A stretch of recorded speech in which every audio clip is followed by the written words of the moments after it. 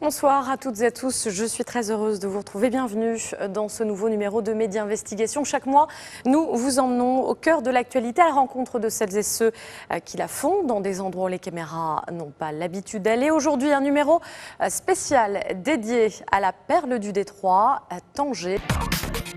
Zoom ensuite sur le port Tanger-Med qui permet depuis 2007 à la ville de faire voile vers un nouveau destin. 100 000 bateaux transitent tous les ans par le détroit de Gibraltar.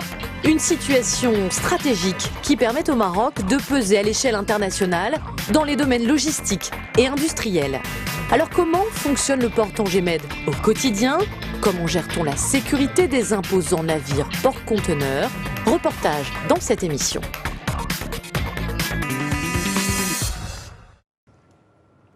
C'est grâce à lui que Tanger fait voile vers un nouveau destin. Grâce à la construction du port Tanger-Med, la ville du Détroit pèse désormais de tout son poids dans les domaines logistiques et industriels.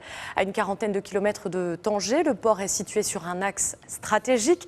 100 000 bateaux par an transitent par le détroit de Gibraltar. C'est la deuxième voie maritime la plus fréquentée au monde. 2,5 millions de conteneurs y seront traités cette année. Et Tanger-Med va même s'agrandir. Tanger-Med 2 est en construction pour renforcer ses capacités.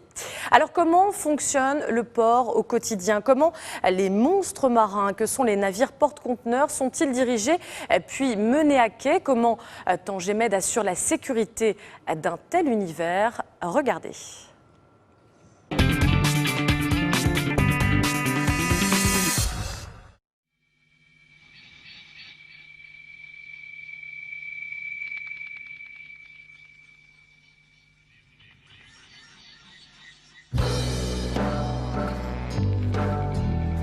Voilà 6 ans que se joue sur le détroit de Gibraltar une énigmatique chorégraphie.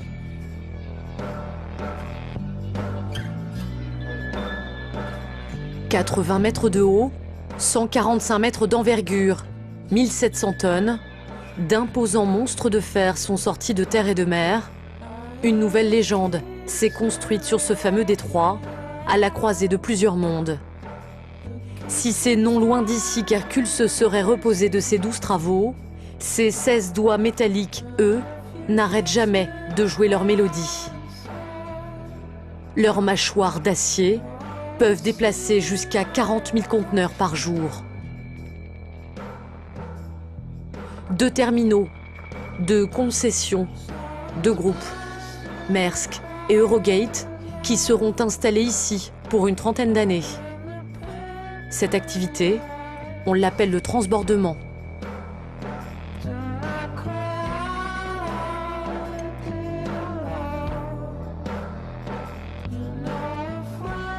Le port de Tanger-Med est d'abord connu pour ce qu'on appelle le transbordement et donc l'éclatement. Tous les conteneurs que vous voyez derrière moi, 97% de ces conteneurs vont être transbordés dans ce port.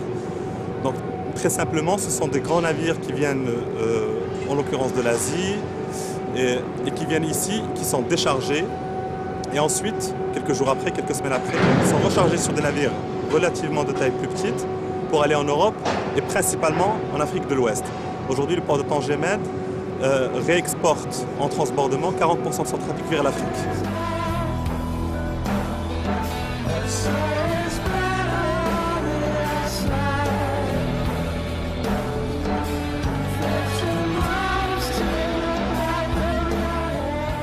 La position stratégique est un facteur essentiel, mais la productivité et la rentabilité pour les armateurs est aussi importante. La productivité, nous avons pu atteindre de très bons chiffres, comme j'expliquais tout à l'heure, 30 à 40 mouvements à l'heure. Et même en termes de prix, les prix à Tanger-Med sont extrêmement compétitifs. Donc voilà ce qui fait le succès du transbordement à Tanger-Med.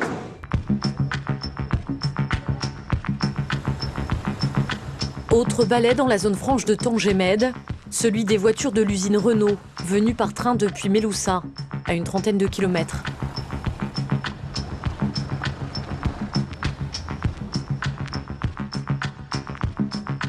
« 90% sont destinées à l'export. Si elles sont dirigées vers le nord, c'est pour l'étranger. Si elles sont garées vers l'ouest, elles seront vendues au Maroc.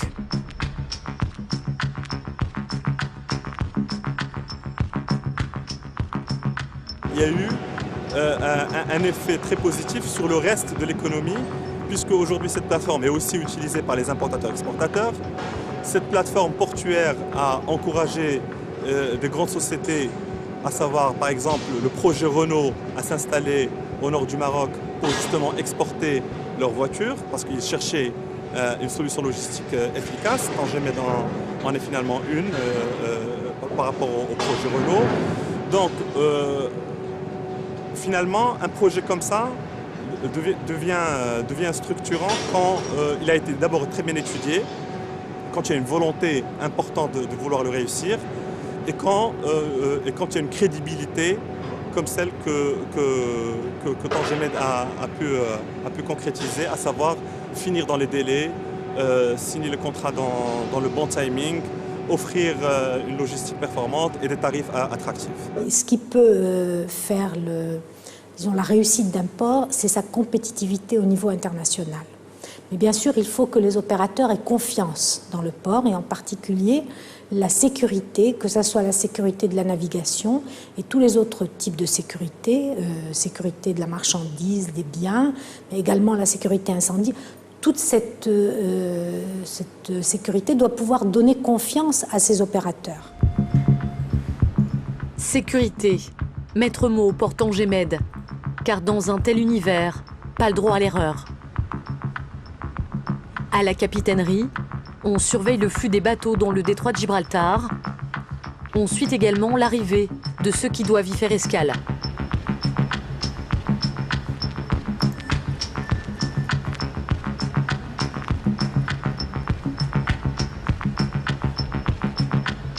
Le VTS rentre, ou essaie de rentrer en contact avec le navire attendu le plus tôt possible.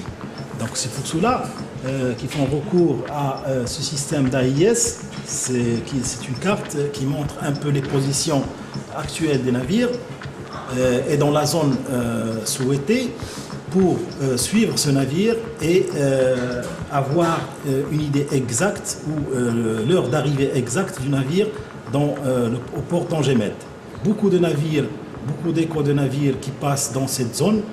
Le détroit, c'est parmi les zones les plus fréquentées dans le monde. C'est plus de 100 000 navires par an qui passent donc, par cette zone. Et le port de Tangemed se trouve en plein milieu de la zone du détroit de Gibraltar. Il faudra ensuite assister le navire porte-conteneur afin qu'il puisse entrer sans encombre dans le port. On appelle cela le lamanage. Pour s'y préparer au mieux, les pilotes s'exercent sur un simulateur de manœuvre.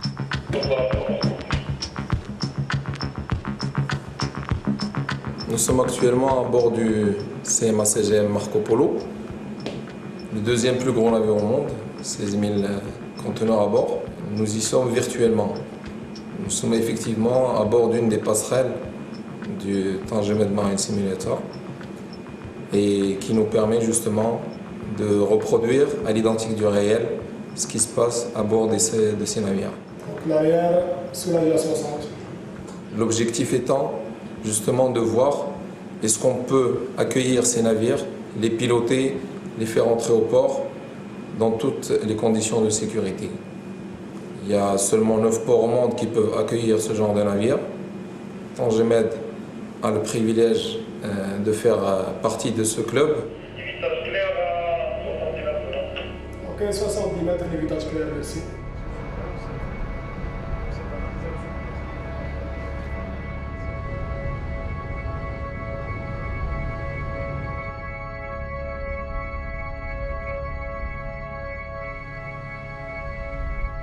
Pendant ce temps, au port passager, on accueille les voyageurs qui posent le pied au Maroc. On oriente ceux qui le quittent. Passeport numéro 5, il y a l'ascenseur. Aujourd'hui, le transfert de l'activité tir a permis donc, de désengorger la ville et de permettre donc, un épanouissement et un développement meilleur donc, de la ville. D'ailleurs, aujourd'hui, le port de Tangemed continue à faire du trafic passagers, principalement un trafic touristique.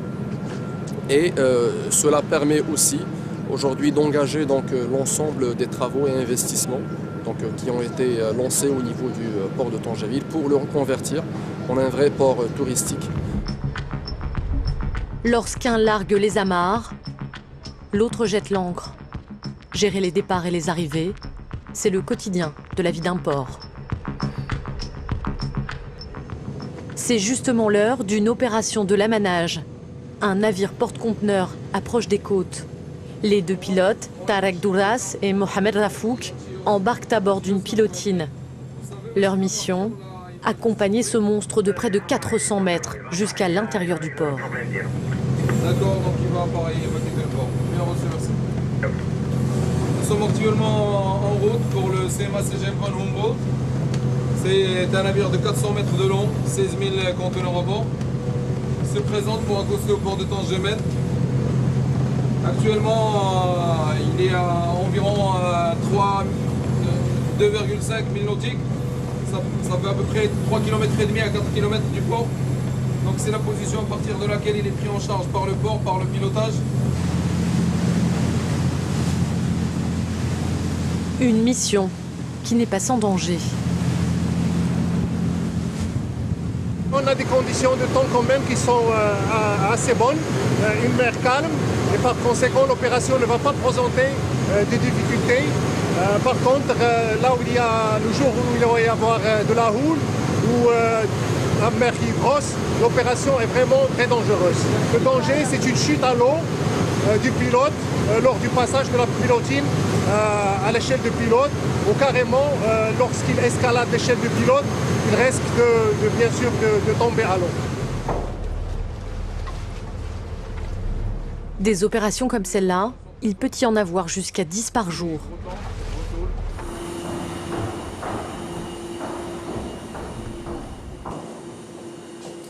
Maintenant, on va prendre l'ascenseur quand même parce qu'il y a 10 niveaux à escalader. Et parfois, l'ascenseur tombe en panne et vous imaginez, on arrive dans la passerelle très essoufflée. Heureusement que l'ascenseur marche très bien aujourd'hui.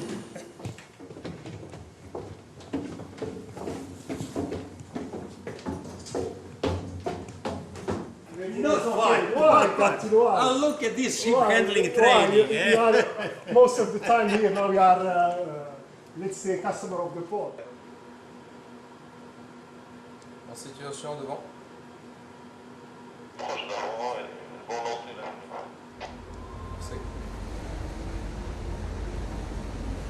Les deux remorqueurs qui s'approchent, qui vont assister le navire à accoster. Bien sûr, ce type de navire a ses propres moyens de propulsion et de manœuvre, mais pour accéder à des ports aussi étroits, elle a besoin d'assistance supplémentaire. C'est la raison pour laquelle on utilise des remorqueurs. Vous voyez la silhouette du navire sur le radar. Voilà, et après on va se présenter, voilà, en faisant un tournant pour accéder au port. Aujourd'hui, quand même, il y a un courant assez fort, 2 à 3 nœuds, et par conséquent, on va prendre en considération ce courant et on va prendre assez de dérive pour ne pas se trouver trop proche des côtes. S'il laisse allez-y 40. 40 derrière.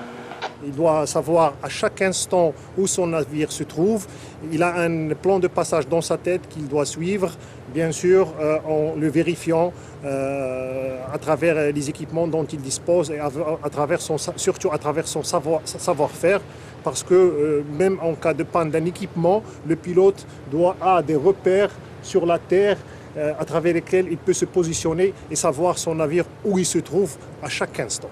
Vous imaginez voilà, la difficulté que j'ai expliquée tout à l'heure à propos de l'accès du navire dans la passe. Voilà.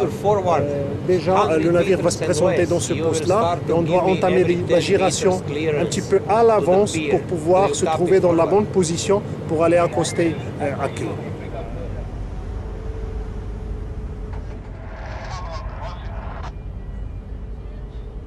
Le pilote doit exactement savoir où est-ce qu'il se trouve. On est à bord d'un navire de 400 mètres. L'avant est à 170 mètres de moi. L'arrière est à 230 mètres. Je dois bien savoir où est-ce que ça se passe et comment ça se passe devant et derrière.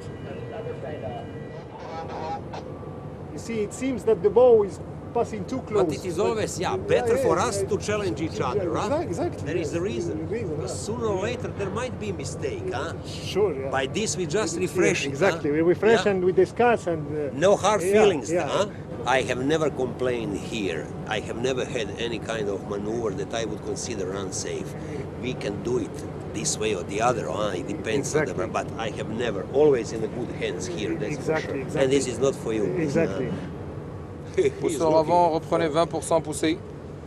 Go on the starboard shoulder, shortest distance to the pier.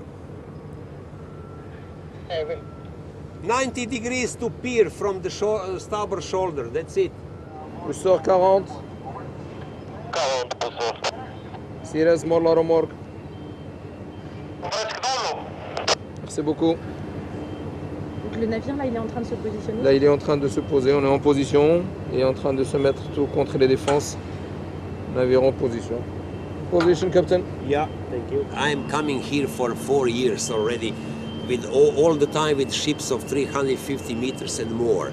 And I have never ever had a problem or wrong maneuver with the pilot. So from my side, I have complete confidence, like what we had on arrival, just to know the move, because this was different than usual, at least for me.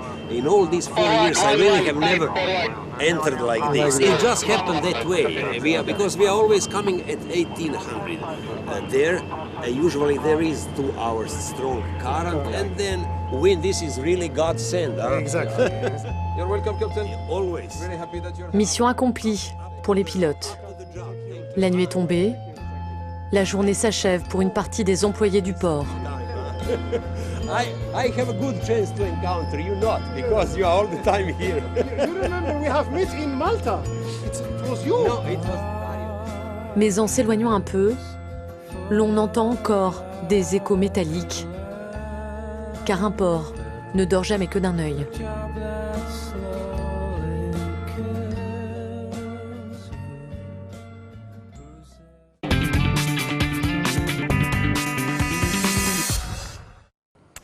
Avec nous sur ce plateau pour parler du port Tanger-Med, Rachid Ouari, directeur du port Tanger-Med 1. Bonjour Monsieur Ouari. Bonjour.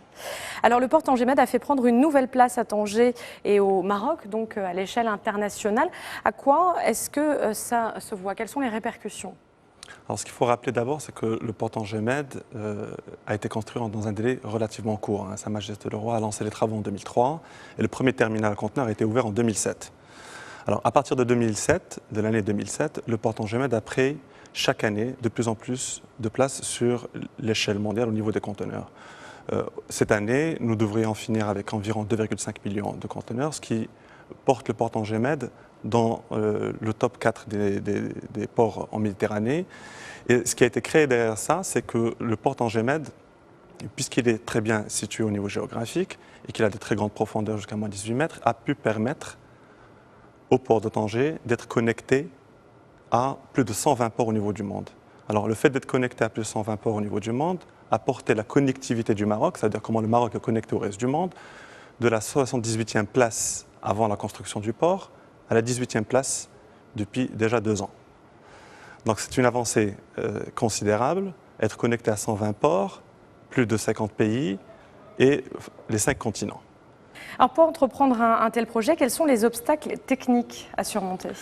Alors, un grand projet aussi structurant et aussi grandiose que celui-ci est un projet qui ne peut pas se faire du jour au lendemain. Il a été réfléchi, pensé, étudié entre 2001, 2002 et 2003. Et puis ensuite, il y a eu le lancement des travaux. Un port aussi grand nécessite des moyens de la même taille, assez conséquents. Ce sont des investissements très lourds que l'État a voulu entreprendre pour pouvoir réussir un projet aussi grand. Et bon, les difficultés peuvent être en effet un peu techniques au fur et à mesure de la construction, mais c'est au niveau des études et du choix aussi des entreprises qu'on arrive à surmonter ce genre de difficultés, principalement techniques. Maintenant, une fois que la partie technique est passée, ça veut dire la construction, les autres difficultés auxquelles il faut faire face, c'est un port qui se veut être à l'échelle internationale, a besoin de former les gens qui vont gérer ce port, les gens qui vont travailler dans ce port, Pour vous donner une idée, chacun de ces terminaux à conteneurs emploie plus de 800 personnes. Ces gens ont été formés. Aujourd'hui, ils arrivent à faire des productivités qui sont exceptionnelles au niveau international. C'est-à-dire c'est des gens aujourd'hui, au niveau des grues, qu'on décharge des navires, qu'on les recharge, nous atteignons des productivités de 35 à 40 mouvements à l'heure, ce qui est exceptionnel, non seulement pour le Maroc, mais même au niveau de l'échelle internationale. Donc les difficultés peuvent être pendant la construction au niveau technique, mais elles ont été entièrement surmontées, vu que le port fonctionne bien aujourd'hui. Et puis les autres difficultés ensuite, c'est au niveau de la formation pour être aux standards internationaux. Comment se profile l'avenir pour le port Tanger-Med ? L'avenir aujourd'hui, il est décomposé en deux parties. La première partie, c'est d'abord consolider tout ce qui a été fait aujourd'hui. Le port est en opération depuis plus de 5 ans. Nous atteignons de très bons trafics dans l'ensemble sur la plupart des terminaux. Il faut consolider ça, il faut maintenir l'attractivité du port, il faut maintenir son trafic, il faut maintenir sa productivité. Donc il faut consolider ce qui a été réussi pour le moment. Au-delà de cette période-là, ce qu'il faut aussi bien entendu réussir, c'est le port Tanger-Med 2, qui est en phase de construction aujourd'hui, dont une des phases est à 70% faite. Donc nous avançons bien sur la partie construction. Ce port doit ouvrir dans 2 ans et ce port a l'ambition d'atteindre les 5 millions de conteneurs. C'est pratiquement 2 fois la capacité du port Tanger-Med 1. Alors, avec les 2 ports ensemble, nous atteindrons une capacité de 8 millions de conteneurs, ce qui va mettre Tanger et le Maroc comme étant le premier port en Méditerranée, le premier port en Afrique et parmi les 15 premiers au monde. Rachid Ouari, merci d'avoir été avec nous sur le plateau. Je rappelle que vous êtes le directeur du port Tanger-Med 1.